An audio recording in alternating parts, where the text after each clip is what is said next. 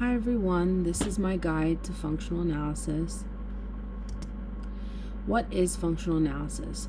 Functional analysis is a way for behavior analysts to test for the theorized functions of target behaviors. It is the observation of an individual across different controlled environments where variables and stimuli have been arranged and controlled in an attempt to isolate and turn on different motivating operations to determine the functions and reinforcers maintaining the client's target behavior. So basically, this is a way for behavior analysts to sort of control the different environments and observe their client across these different environments to try to determine what the function and maintaining reinforcers might be for these behaviors. There are 5 conditions of a functional analysis, or 5 different environments that we want to observe the client in. The first is play, which serves as our control or baseline.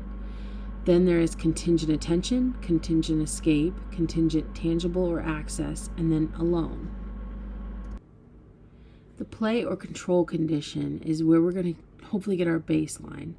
In this condition, the client has continuous free access to reinforcement and the therapist is giving attention freely while avoiding placing any demands. A behavior that you might see in this condition is the client begins throwing the toy cars. A consequence would be that the therapist would redirect play to appropriate use or suggest a game where throwing would be appropriate, like basketball. But the goal of this is to gather baseline data on this target behavior. Contingent attention is the first test condition.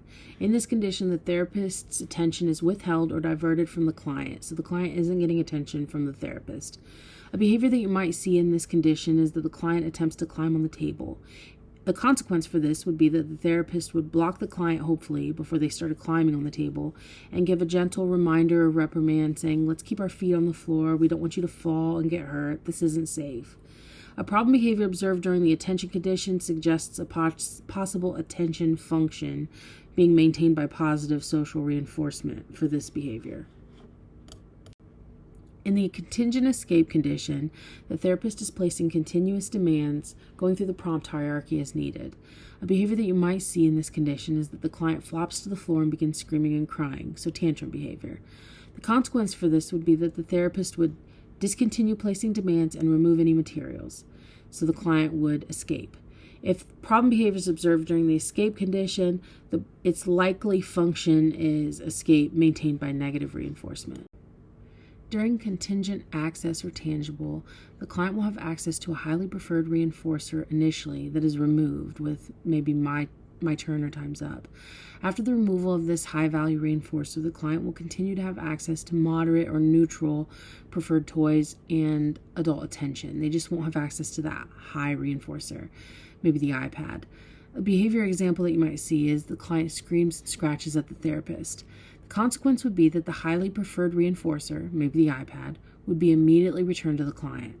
If problem behavior is observed during the contingent access or contingent tangible condition, the function of the behavior is likely access or tangible maintained by positive reinforcement. In the alone condition, the client is alone in a low stimulation environment without access to toys, attention, reinforcement, program materials, etc. So the stimuli are kept at a minimum. A behavior that you might see is that the client paces the room engaging in stereotypy. This behavior would be ignored as it's inconsequential, meaning it's not dangerous or concerning.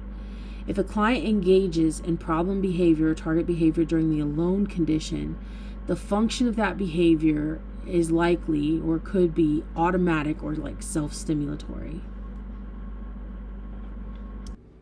A few things to keep in mind.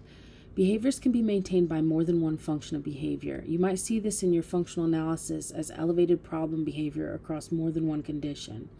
Functional analysis is not always conclusive. If behavior is variable or elevated across several conditions, the results might be considered undifferentiated or inconclusive. Last, safety is paramount. Be prepared.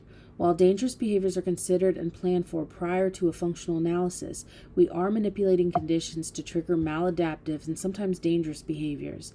Intervention might be necessary for dangerous behavior, and there might come a moment where the BCBA decides that it's unsafe or unethical to continue with the condition. This is important to keep in mind and be prepared.